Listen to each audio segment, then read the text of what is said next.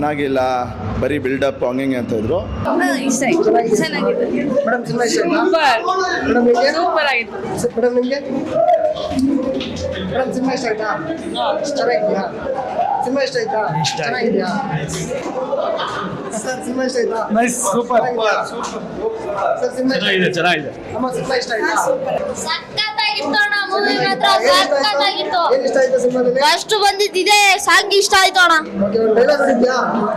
ಇದ್ರೆ ನಮ್ಮ ನೆಮ್ಮದಿ ಆಗಿರ್ಬೇಕು.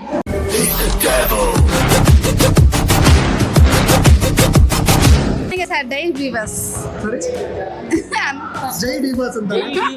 Super madam, thank you. Acting double acting ಮಾಡಿರಲ್ಲ. ಇಷ್ಟ ಆಯ್ತು. ಇಲ್ಲಿ ಆಕ್ಟಿಂಗ್ ಇಷ್ಟ.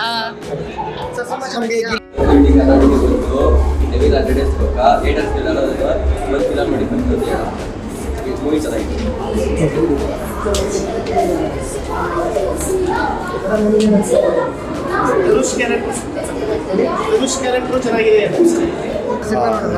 ನೋಡಿದೆ, ಸಖತ್ತಾಗಿತ್ತು.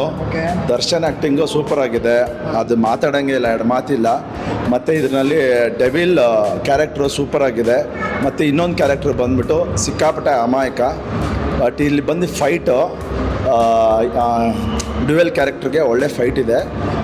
ಅದರಿಂದ ಲಾಸ್ಟ್ ಮೂಮೆಂಟಲ್ಲಿ ಏನಾಗುತ್ತೆ, ಟ್ವಿಸ್ಟ್ ಮೇಲೆ ಟ್ವಿಸ್ಟ್ ಇದೆ. ಇದು ಬಂದು ನೋಡೋರಿಗೆ ಗೊತ್ತಾಗತ್ತೆ. 4-5 ಜನ ಹೇಳ್ತಾಯಿದ್ರು ರಿವ್ಯೂಸ್ ಬಗ್ಗೆ, ಚೆನ್ನಾಗಿಲ್ಲ, ಬರೀ ಬಿಲ್ಡಪ್ ಹಂಗೆ ಅಂತ ಇದ್ರು. ನನಗೆ ಗೊತ್ತಿರೋಂಗೆ ಕೂಲಾಗಿ ನೋಡ್ಬೋದು. 50 ಡೇಸ್ ಅಂತೂ ಪಕ್ಕ ಕಂಪ್ಲೀಟ್ ಫ್ಯಾಮಿಲಿ ಕೂತ್ಕೊಂಡು ಆರಾಮಾಗಿ ನೋಡ್ಬೋದು.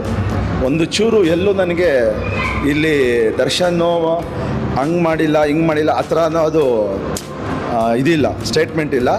ಫುಲ್ ಇಡೀ ಫಿಲಮು ಎಂಜಾಯ್ಮೆಂಟಲ್ಲಿತ್ತು, ಚೆನ್ನಾಗಿತ್ತು. ಎಲ್ಲೂ ನನಗೆ ರಿಮಾರ್ಕ್ ಅನ್ನೋದು ಕಾಣಿಸಿಲ್ಲ. The villain. ಮೇಡಮ್ ನಿಮಗೆ ಅನಿಸ್ತಾ? ಅವ್ರು ಹೇಳಿದ್ರ ಸರ್. ನಿಮಗೆ? ಜೈ ಡಿ ಬಾಸ್. ಜೈ ಡಿ ಬಾಸ್ ಜೋರಾಗಿ ಇಲ್ಲ? ಜೈ ಡಿ ಬಾಸ್. ಇದ್ರೆ ಜೈ ಡಿ ಬಾಸ್. ಇದ್ರೆ ಇದ್ರೆ ನೆಮ್ಮದಿಯಾಗಿರ್ಬೇಕು. ಇದ್ರೆ ನೆಮ್ಮದಿಯಾಗಿರ್ಬೇಕು.